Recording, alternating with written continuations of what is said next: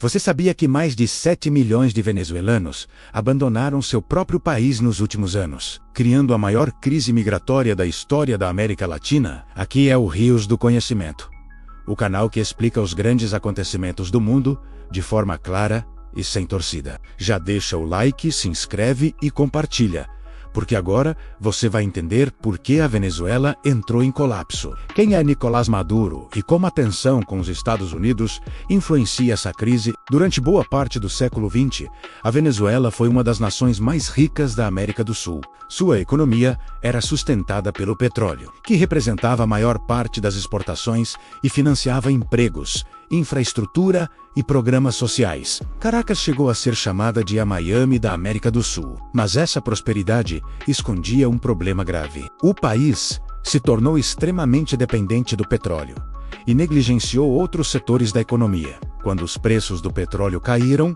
essa fragilidade ficou evidente. Em 1999, Hugo Chávez chegou ao poder com um discurso popular, prometendo combater a desigualdade e romper com elites tradicionais. Seu governo ampliou programas sociais e estatizou empresas estratégicas, principalmente no setor petrolífero. Enquanto o petróleo estava valorizado, o modelo parecia funcionar. Porém, ao longo dos anos, surgiram problemas estruturais: corrupção, queda da produção interna, fuga de investimentos, controle excessivo do Estado e dependência de importações. A economia ficou vulnerável. Em 2013, após a morte de Chávez, Nicolás Maduro assumiu a presidência. Diferente de seu antecessor, Maduro governou em um cenário de queda brutal do preço do petróleo, crise fiscal e crescente instabilidade política. Para manter o controle, o governo passou a concentrar poder, enfraquecendo instituições independentes. O judiciário, o parlamento e os órgãos eleitorais passaram a ser controlados ou influenciados pelo executivo. Eleições foram amplamente questionadas por observadores internacionais. Com o passar dos anos, Nicolás Maduro passou a ser classificado por grande parte da comunidade internacional como um líder de caráter ditatorial. Organizações de direitos humanos denunciaram repressão a protestos, prisões de opositores, censura à imprensa e uso das forças de segurança contra a população civil. Embora o governo afirme governar uma democracia soberana, na prática, a Venezuela passou a ter pouca alternância de poder, repressão política e controle estatal severo. Isso levou muitos países, incluindo os Estados Unidos, a não reconhecerem plenamente seu governo em determinados períodos. Ao mesmo tempo, a economia entrou em colapso. O governo passou a imprimir dinheiro para cobrir gastos, provocando uma das maiores hiperinflações da história moderna. Salários perderam valor. Em dias, produtos básicos desapareceram.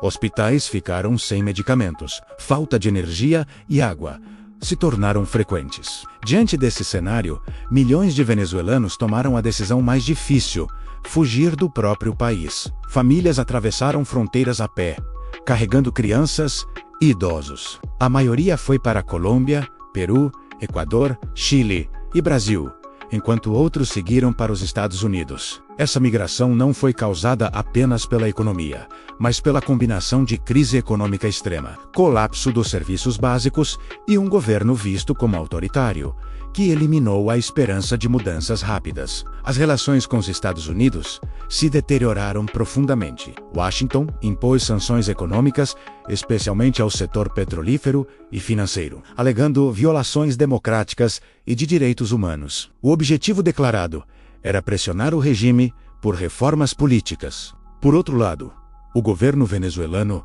afirma que essas sanções agravaram ainda mais a crise, dificultando importações, acesso a recursos financeiros e a recuperação econômica. Esse embate criou um ciclo complexo: crise interna, pressão externa e sofrimento da população. Nos últimos anos, a crise migratória venezuelana passou a impactar diretamente os Estados Unidos, tornando-se um tema central no debate político e migratório do país. Ao mesmo tempo, surgiram tentativas de negociação, com flexibilizações temporárias de sanções em troca de promessas de diálogo político. Hoje, a Venezuela vive uma situação contraditória. Alguns setores mostram sinais limitados de estabilização, mas a maioria da população ainda enfrenta dificuldades severas. Milhões de venezuelanos vivem fora do país e muitos não sabem se um dia poderão voltar. A crise da Venezuela mostra como má gestão econômica, autoritarismo político e conflitos internacionais